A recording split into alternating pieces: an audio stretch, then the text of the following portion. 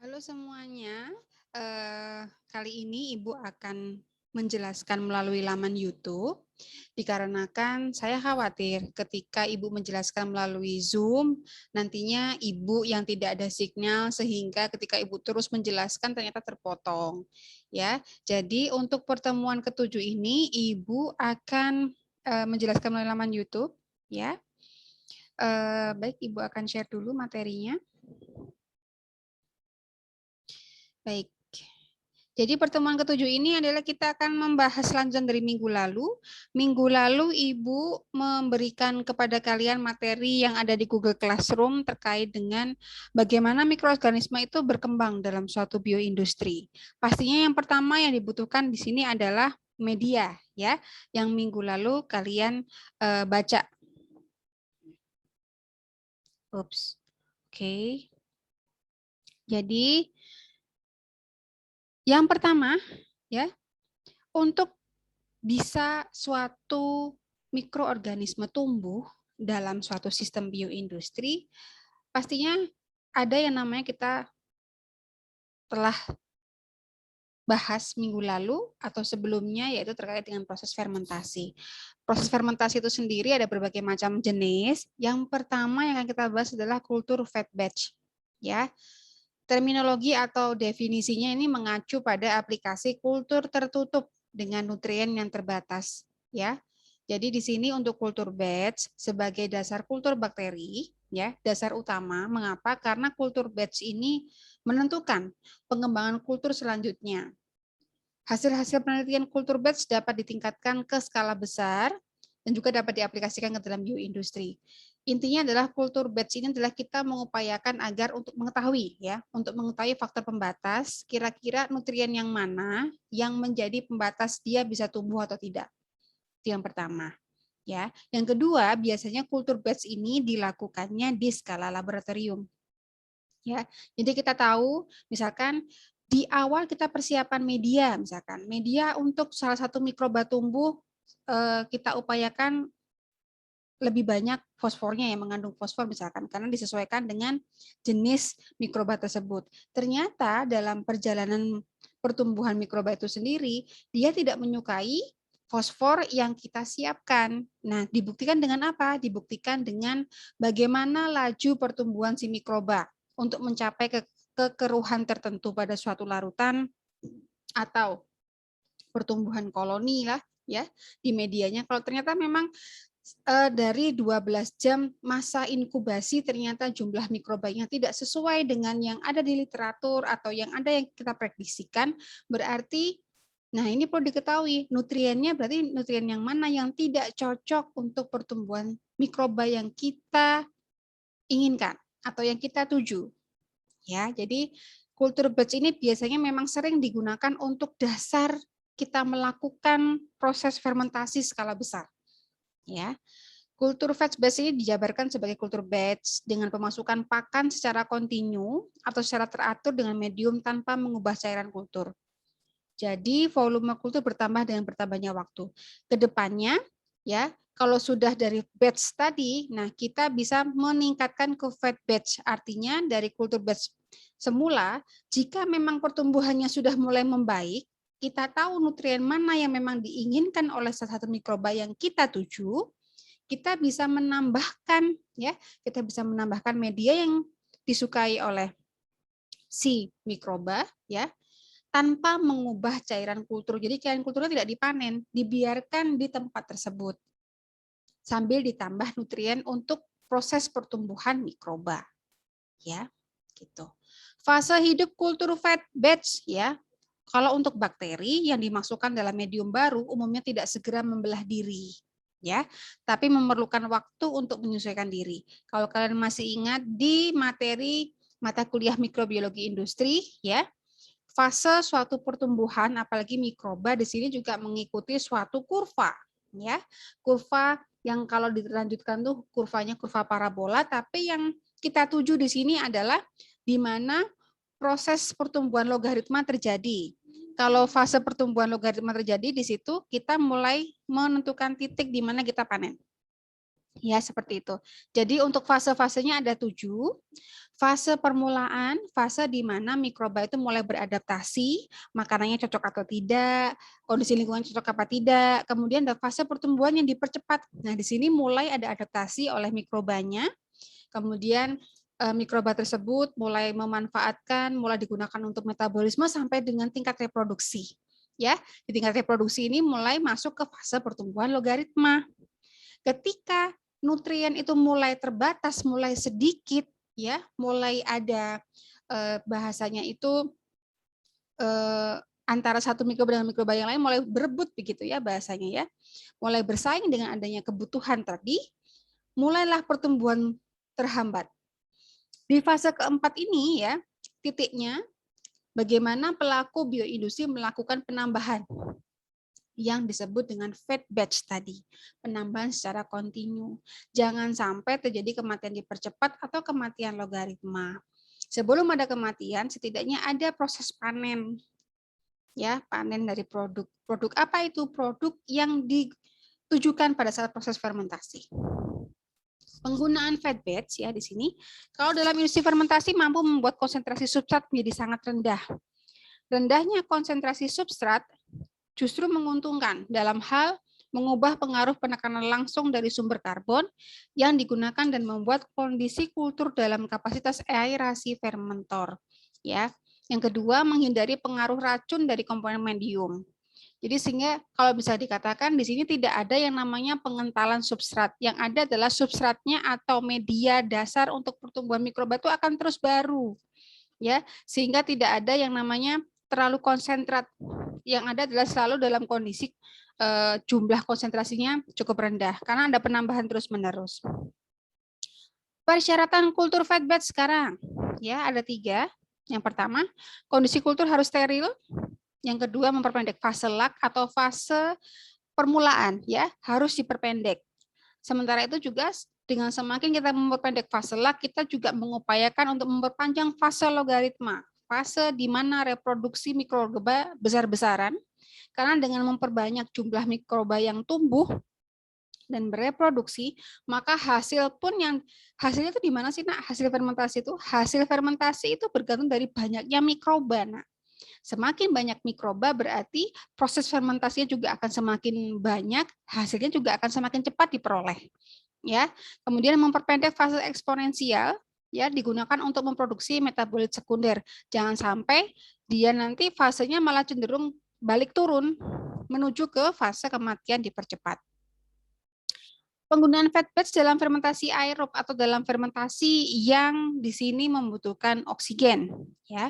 Contohnya di sini fermentasi penisilin merupakan salah satu contoh untuk produksi metabolit yang menggunakan sistem fat batch.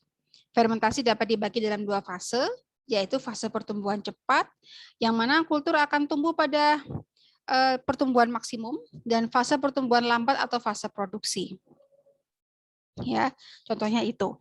Kemudian sekarang aplikasi kultur batch bisa digunakan untuk produksi biomasa. Contohnya di sini adalah kondisi kultur mendukung populasi maksimum. Produksi biomasa itu dicirikan adalah kita memanfaatkan mikroba yang tumbuh dalam suatu proses fermentasi. Contohnya adalah tempe. Ya, tempe itu bahan substratnya adalah biji kedelai yang telah dimatangkan. Kemudian kita berikan mikroba berupa kapang. Saat kita memanfaatkannya, saat kita mengkonsumsinya, antara bahan baku, substrat, dan mikrobanya menjadi satu, dan itu kita konsumsi. Nah, itu namanya adalah produk biomasa. Ya, bercampur menjadi satu. Ya, di sini yang perlu diketahui adalah kondisi kulturnya harus benar-benar mendukung. Jangan sampai, contoh, trik sederhana saja untuk membuat tempe saja. Kalau misalkan kalian hanya membungkusnya saja tanpa diberi lubang-lubang di plastik, yang terjadi adalah terjadi pembusukan dengan cepat. Ya, karena pada dasarnya mikroba yang digunakan untuk menghasilkan produk tempe juga membutuhkan oksigen, tapi tidak dalam jumlah banyak. Kemudian produksi metabolit primer, misalnya aseton butanol atau asam cuka atau asam sitratetanol enzim dan vitamin. Di sini juga kita bisa menggunakan kultur batch ya untuk memproduksi metabolit primer. Kita juga bisa menggunakan kultur batch untuk produksi metabolit sekunder. Ya. Jadi dari metabolit primer masih diolah lagi ya. Di sini perlu kondisi untuk mempercepat tercapainya fase stasioner. Senyawa metabolit sekunder di sini digunakan sebagai nutrien darurat untuk mempertahankan hidup. Ya, jadi setelah nutrien primernya terbentuk, terkadang nutrien primer ini juga masih diolah lagi oleh mikrobanya menjadi metabolit sekunder. Metabolit sekunder sendiri di sini digunakan untuk nutrien tambahan atau nutrien darurat saat nutrien utama itu sudah mulai habis. Nah, di sini justru malah menghasilkan zat-zat seperti antibiotik, biopestisida, mikotoksin, pigmen, alkaloid, bahkan enzim. Berikut adalah contoh bagaimana proses bioindustri berbasis kultur fat batch untuk produksi aseton gula. Pertama, kita menggunakan Inoculum Clostridium acetobutyricum ya, yang dimasukkan ke dalam suatu bahan dasar gula sederhana. Dan juga ada asupan nitrogennya, kita masukkan dalam suatu sistem fermentor. Fermentor di sini berarti suatu tempat yang memang dikhususkan untuk terjadinya proses fermentasi, berlangsung selama 22 jam pada suhu 35 derajat Celcius pada pH 4,5 sampai 5. Kemudian ada penambahan gas, dilanjutkan dengan proses di sini kondensasi, ya. Dari gas tersebut berubah menjadi padatan, memadat, sampai menghasilkan larutan aseton butanol etanol, kemudian dilakukan pemurnian dengan destilasi 2 tahap. Ya, jadi ini untuk aseton gula bisa menggunakan berbasis kultur fat batch. Kultur fat batch-nya di mana? Di asupan nitrogen atau gas nitrogen. Ya, kita juga bisa memanfaatkan kultur fat batch ini untuk produksi asam cuka. Ya, contohnya di sini ada pati gula. Kita masukkan Saccharomyces cerevisiae atau Acetobacter aceti atau Bacterium corvum, ya. Dari sini akan menghasilkan alkohol, ya. Setelah itu dari alkohol yang dihasilkan dilakukan suatu proses oksidasi asetat hingga menghasilkan asam cuka, ya. Untuk komponen kultur kontinu, nah sekarang setelah kita memahami ada kultur batch, ada kultur kontinu. Untuk kultur kontinu, di sini ada istilah chemostat, yaitu di dalamnya sebagai pengontrol ukuran populasi yang mantap di skala pertumbuhan, ya, yang menjadi dasar untuk pemberian nutrien pembatas. Setiap nutrien yang dibutuhkan untuk tumbuh dapat digunakan sebagai nutrien pembatas tumbuh, sehingga para peneliti dapat mengontrol pertumbuhan fisiologik sel melalui manipulasi lingkungan pertumbuhannya. Lingkungan fisik dan kimia yang mantap diberi istilah chemostat. Ya, kalau ada istilah yang kedua, yaitu setelah kita melakukan kontrol untuk fisik dan kimia, ya, agar pertumbuhannya itu semakin mantap atau memang dia menghasilkan jumlah yang memang kita inginkan. Ada juga untuk kondisi yang lain yaitu turbidostat, ya, yaitu istilah untuk kultur sinambung atau kontinu yang sederhana. Pada kondisi ini, konsentrasi sel pada bejana kultur dipertahankan tetap dengan pemantauan kerapatan kultur menggunakan cara pengukuran kerapatan optik. Ya, jadi kalau chemostat itu adalah kita mengupayakan agar pertumbuhannya itu mantap dengan cara melakukan kultur lingkungan. Kalau turbidostat itu adalah kita mengukur kerapatannya itu, kita lihat ada suatu semacam sensor begitu ya, dimasukkan ke dalam suatu bejana, ya. Jika memang kerapatannya sudah mulai menurun, nah di situ melalui ada sistem, ya. Jika kerapatan optik terlalu meningkat, maka pompa menjadi aktif, kemudian segera memompa aktif medium yang baru ke dalam bejana. Jadi ketika sudah kelihatan gitu ya, ada sensornya menunjukkan bahwa kerapatan ini sudah cukup tinggi, maka pompa akan bekerja, ya.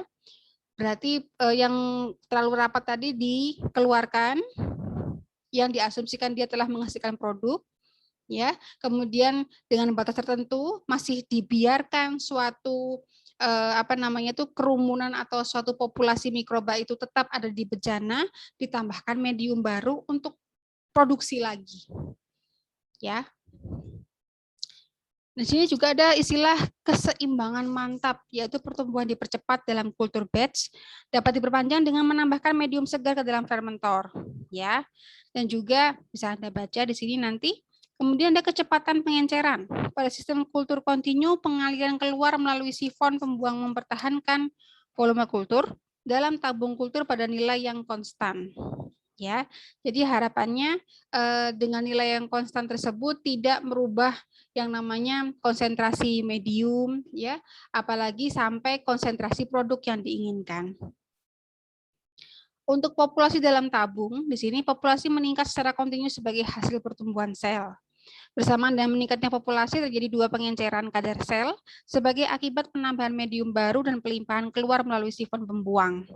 Ya, pada dasarnya jadi kalau misalkan nanti ada suatu sistem ya, suatu bioreaktor gitu ya.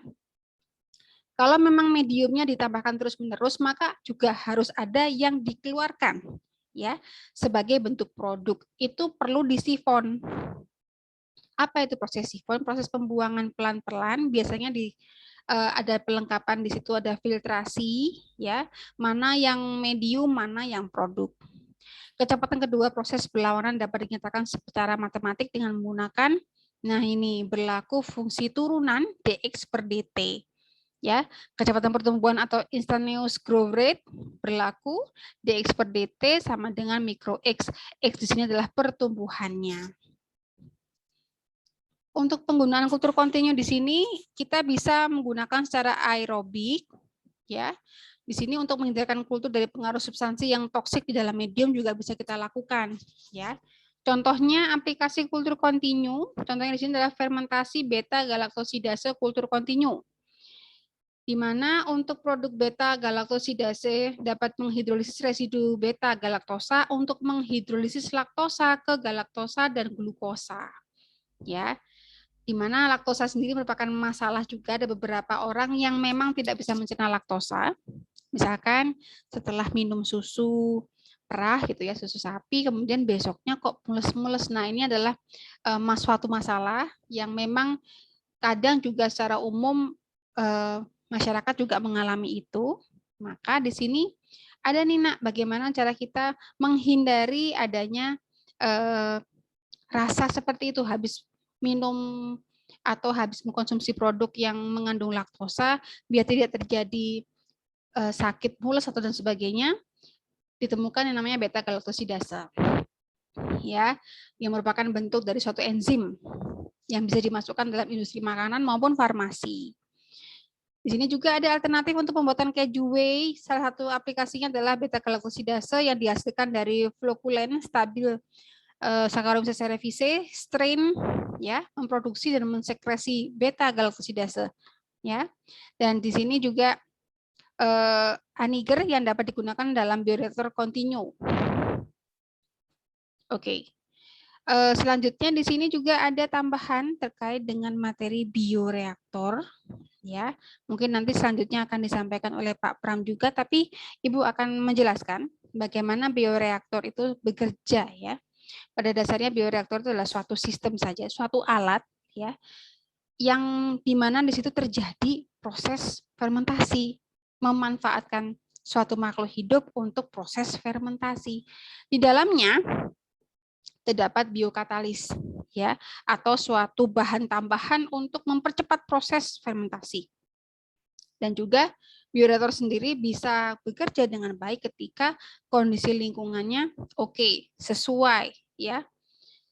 Berikut adalah definisi untuk bioreaktor. Ya, bioreaktor itu lengkap Nak, di mana ada suatu proses input suatu bahan ya, baik itu substrat, baik itu mikroba, kemudian biasanya dilengkapi dengan suatu proses agitasi atau pengadukan. Pengadukan ini bermaksud adalah untuk menambahkan oksigen ke dalam suatu proses fermentasi. Ya, selanjutnya nanti ada bahasanya itu upaya untuk mengkondisikan agar suhunya sesuai. Contohnya sini adalah thermal jacket. Kemudian hasil yang diperoleh dari proses fermentasi ini akan dikeluarkan, ya, dikeluarkan melalui ini, effluent ini. Nah, bagaimana kita memilih bioreaktor? Nah, pemilihannya, dasar pemilihannya yang pertama adalah dari jenis mikroba yang digunakan. Apakah menggunakan galus stabil, ya, sifat mikrobanya bagaimana, dia butuh aerobik atau tidak, maka agitasi tadi diperlukan atau tidak, serta jenis dan ukuran sel, ya.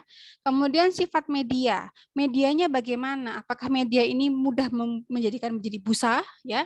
Ada beberapa substrat yang terlalu banyak, kadang-kadang membutuhkan protein yang cukup tinggi, akibatnya ketika diaduk akan menghasilkan busa. Maka perlu ada penambahan peralatan tertentu supaya busa tersebut mudah meletus. Kemudian juga apakah dibutuhkan parameter proses, contohnya di sini apakah diperlukan adanya sensor oksigen transfer rate, ya begitu. Kemudian juga ada faktor produksi.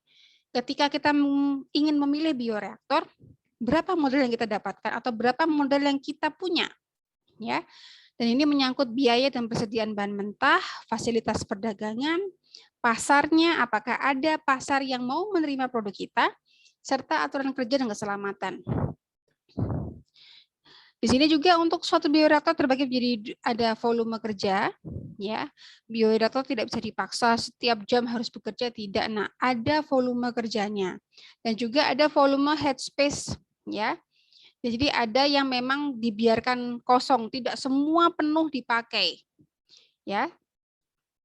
Volume kerja di sini adalah fraksi volume total yang dipakai media, mikroba, dan gelembung gas. Jadi memang benar-benar terisi oleh media, mikroba, dan gelembung gas. Sisanya yang tidak dipakai disebut dengan headspace. Umumnya untuk volume kerja itu antara 70-80% volume bioreaktor, tergantung busa yang terbentuk. Bila banyak busa yang terbentuk, maka dibutuhkan headspace lebih besar dan volume kerja yang lebih kecil. Nah, seperti ini ilustrasinya. Ya, dari total volume bioreaktor ada pembagian mana yang menjadi volume kerja dan ada yang digunakan sebagai headspace. Sekali lagi headspace ini penting, ya, penting untuk menghindari terjadinya busa, karena busa ini juga merupakan bagian yang tidak bisa dikonsumsi oleh mikroba, padahal di dalamnya mengandung media. Ya, ini adalah ilustrasi penggambarannya. Nah, untuk bahan konstruksi bioreaktor, kalau untuk skala laboratorium kita bisa menggunakan seperti yang digambar ini, bisa menggunakan gelas Pyrex ukuran 10 liter. Ya. Untuk bioreaktor berdasarkan metode aerasi, ya, di sini ada kultur diam, ada yang disebut juga labu kocok, dan juga ada bioreaktor berpengaduk. Ya, untuk kultur diam bisa menggunakan T-flask, Fernbach flask, atau kultur permukaan. Untuk kultur diam seperti yang Anda lihat di sini, tidak ada tenaga yang digunakan untuk aerasi, biasanya digunakan dalam skala kecil, di mana suplai oksigen tidak terlalu penting. Jenisnya adalah T-flask, ya. Untuk kultur sel hewan skala kecil, inkubasi dilakukan secara horizontal seperti ini untuk memperluas permukaan. Ada yang Fernbach flask, ya, contohnya adalah proses produksi teh kombucha yang merupakan teh yang diinokulasi dengan khamir dan bakteri asam laktat. Nah, ini contoh bagaimana kultur diam menggunakan Fernbach flask. Kultur diam dengan kultur permukaan. Nah, ini adalah contoh penggunaannya tidak terbatas di laboratorium, contohnya menggunakan Aspergillus niger, ya, menggunakan loyang, ya, untuk menghasilkan produk yang diinginkan. Kalau untuk labu kocok, nah di sini sebenarnya menggunakan Erlenmeyer tapi ditempatkan pada suatu shaker. Shakernya berbentuk cara pengadukannya itu secara orbital begitu ya, membentuk suatu lingkaran. Di sini fungsinya adalah untuk transfer oksigen. Sementara untuk bioreaktor pengaduk di sini menggunakan STR yang merupakan kepanjangan dari Stirred Tank Reactor, ya. Jadi memang ada pengaduk khusus yang digunakan untuk kultivasi mikrobial, ya, khusus untuk mikrobial yang memang membutuhkan pengadukan, ya. Untuk geometri standar bioreaktor seperti Anda lihat di sini, ini merupakan rancang bangun dari bioreaktor, ya. Bentuknya umumnya adalah silindris, melengkung, membantu pencampuran atau mixing. Jadi bentuknya tidak berbentuk balok, tidak boleh ada ujung, ya, karena itu khawatirkan akan mengendap beberapa entah itu mikroba, entah itu media gitu ya. Mempunyai konstruksi berukuran dimensi standar, sesuai dengan International Standard Organization and British Standard Institution yang memperhitungkan keefektifan pencampuran dan konsentrasi struktur. Ya, penampang reaktor berpengaruh dapat dilihat seperti pada gambar di bawah ini. Ya, jadi tetap memperhitungkan ada headspace, ada working volume gitu ya, dan berapa kira-kira ukuran dari pengaduk. Jangan sampai ketika proses pengadukan malah mengganggu proses pertumbuhan mikroba untuk menghasilkan produk. Nah, tadi sudah untuk bioreaktor, sekarang untuk agitasinya atau pengadukannya. Ya, di sini ada proses agitasi atau proses pengadukan yang fungsinya adalah untuk pemasokan oksigen sekaligus pengendalian busa. Ya, untuk perlengkapan dasar tangki yang lainnya juga ada pengendalian suhu, pengendalian pH, ada lubang port untuk pengambilan sampel, sistem pembersihan dan sterilisasi, serta saluran untuk mengumpulkan dan mengeluarkan isi bioreaktor. Sistem agitasi di sini terdiri dari agitator dan baffle. Baffle yang dimaksud di sini adalah digunakan untuk memecah aliran cairan dalam rangka meningkatkan turbulensi dan efisiensi pencampuran. Bahkan baffle ini atau semacam jarum ini digunakan juga untuk memecah busa. Ya. Jumlah impeller tergantung dari tinggi cairan dalam bioreaktor. Tiap impeller terdiri dari 2 sampai 6 bilah blade. Jadi impeller itu adalah semacam kayak cincin itu yang isinya adalah blade-blade yang berfungsi sebagai baffle. Fungsi sistem agitasi di sini agar mencampur menjadi rata, meningkatkan laju perpindahan massa, menembus film pembatas cairan dan gelembung udara. Juga memberikan kondisi shear yang dibutuhkan untuk memecah gelembung udara. Nah, seperti ini. Ada yang dia agitasinya ada 2 atau ada 3 gitu ya. Bergantung dari tadi biaya, pasar, kebutuhannya seperti apa gitu ya. Produk yang diinginkan gitu ya. Sistem pemasukan oksigennya sendiri dengan menggunakan agitasi bisa dilakukan dengan cara sebagai berikut. Terdiri dari kompresor yang menekan udara masuk ke dalam bioreaktor, kemudian sistem sterilisasi udara masuk melalui inlet, ada sparger udara, dan ada sistem sterilisasi udara keluar. Ya, seperti ini untuk ilustrasi gambarannya. Oke, dan sistem pengendalian busa sekarang. Sekali lagi, adanya busa itu justru malah mengganggu proses pertumbuhan karena busa itu terdiri dari media yang memang digunakan untuk mikroba tumbuh, namun karena posisinya dia dalam keadaan membusa, perlu kita pecahkan. Nah, bisa menggunakan tadi baffle, bisa menggunakan sparger, bisa. Busa yang berlebihan akan menyebabkan penyumbatan pada filter. Nah, busa dikendalikan dengan penambahan senyawa anti busa bisa, ya, bisa menggunakan silikon atau minyak nabati. Penambahan senyawa anti busa yang berlebihan juga hati-hati, karena dapat memperkecil laju perpindahan oksigen. Untuk faktor yang menyebabkan terbentuknya busa, bisa karena kaya protein yang tadi Ibu sampaikan, juga dari produk yang dihasilkan oleh fermentasi, ya, karena dari mungkin yang sebelumnya tidak kaya protein, namun karena ada proses metabolisme mikroba, justru akan meningkatkan jumlah protein dan itu akan memicu terjadinya produksi busa berlebih. Serta ada laju alir udara dan kecepatan agitasi. Semakin besar kecepatan agitasi atau pengadukan, maka laju aerasi meningkat dan akan memicu terjadinya pembentukan busa. Antisipasinya bisa menggunakan alat pemecah busa secara mekanis, atau kita bisa mengatur headspace yang menjadi lebih besar, tapi resikonya justru working volumenya menjadi lebih kecil dan itu akan efeknya pada jumlah produksi. Jadi lebih hati-hati saja pada penggunaan bahan, atau kita bisa melakukan suatu upaya suhu kondenser, yaitu kita mengupayakan adanya densitas busa meningkat saat berpindah dari volume headspace bersuhu hangat ke daerah kondenser yang lebih dingin. Ada pengupayaan pengaliran gitu. Ya, untuk sistem pengendalian suhu di sini terdiri dari temperature probes, ada penandanya, dan juga ada heat transfer system, ya, yang dilengkapi oleh jacket atau coil. Coil ini di sini efisiensi untuk lebih baik, tapi sulit dibersihkan dan disterilisasi, ya, pada saat ada heat transfer. Jadi jangan sampai di suatu sistem fermentor itu atau bioreaktor itu suhu di dalam terlalu panas, perlu dilakukan heat transfer system. Ada juga sistem pengendali pH. Ya, kalau untuk pengendalian pH pasti ada probe-nya, ada penandanya. Kalau pH-nya turun atau pH-nya terlalu naik, nah itu ada penandanya. Kondisi basa atau asam yang digunakan jangan sampai bersifat korosif, menyebabkan adanya karat, atau toksik terhadap sel mikroba. Di sini untuk pengkondisian suasana menjadi ke arah basah ketika suasana asam, kita bisa menggunakan kalium oksida ya dibandingkan NaOH. Contohnya begitu. Pada reaktor skala kecil, biasanya untuk membuat suasana menjadi lebih netral dari kondisi terlalu asam, bisa menggunakan natrium karbonat. Untuk ketika justru sebaliknya, ya kondisinya terlalu basah, kita mengupayakan agar kondisi kembali ke asam supaya bisa bisa menjadi apa ya bahan supaya mikrobanya lebih mau tumbuh gitu ya. Kita bisa melakukan penambahan HCl ya atau HCl tersebut dengan konsentrasi yang lebih sedikit karena faktanya HCl di sini lebih baik tidak digunakan karena bersifat korosif. Tapi ada juga yang masih menggunakan HCl karena lebih cepat untuk mengkondisikan asam, tapi dengan konsentrasi tertentu. Ya, umumnya beberapa perusahaan itu boleh kadang menggunakan asam sulfat, tapi kadang-kadang jumlahnya menjadi berlebih. Oke, di sini sistem pengendali pH-nya seperti ini anak-anak. Ya, jadi ada probe-nya, dia ini mengarah ke cenderung ke basa atau ke asam.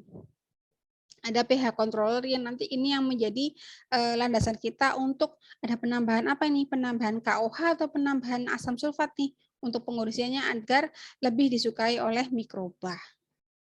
Oke, dan di sini juga ada lubang port untuk pengambilan sampel. Lubang ini didesain untuk memudahkan peneliti dalam pengambilan sampel sehingga tidak memberi pengaruh buruk terhadap kondisi di dalam reaktor. Ya.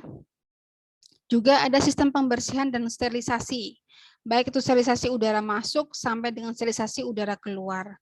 Metode umum untuk sterilisasi adalah dengan cara filtrasi. Untuk bioreaktor kecil ini menggunakan membran teflon berbentuk cakram biasanya. Kalau untuk bioreaktor laboratorium skala besar sampai 1000 liter, digunakan pleated membrane filter yang didekatkan atau dilekatkan pada polipropilen cartridge, di mana di sini luas permukaan untuk filtrasi udara lebih besar sehingga menurunkan tekanan yang dibutuhkan untuk melewatkan udara melalui filter. Untuk sistem sterilisasi udara dengan tekanan positif digunakan konsep mempertahankan tekanan positif. Artinya selama sterilisasi, pendinginan dan pengisian sekaligus proses kultivasi udara harus dipompa ke dalam bioreaktor untuk mencegah kontaminan dari udara tidak akan tersedot. Jadi diupayakan terus mompa gitu ya, agar tidak ada yang menyedot kembali gitu ya, supaya menjadi lebih steril. Tidak ada yang karena memang pompa itu ketika dimatikan dia malah nyedot. Nah, jadi diupayakan untuk terus ada pasokan. Kemudian di sini saluran untuk mengumpulkan dan mengeluarkan isi bioreaktor. Pada akhir proses fermentasi, reaktor perlu untuk dibersihkan sehingga terdapat saluran untuk mengumpulkan dan mengeluarkan isi reaktor dengan mudah. Sehingga mengurangi kemungkinan reaktor rusak pada saat pembersihan. Seperti itu anak-anak. Untuk materinya nanti akan Ibu share juga di Google Classroom. Ya. Untuk presensinya bisa kalian isi di link yang akan Ibu share di laman YouTube-nya. Ya. Terima kasih. Demikian yang bisa Ibu sampaikan kepada kalian. Alhamdulillah, ini juga sudah pertemuan ke-7. Kedepannya untuk UTS nanti akan Ibu siapkan bersama tim yaitu Pak Pram.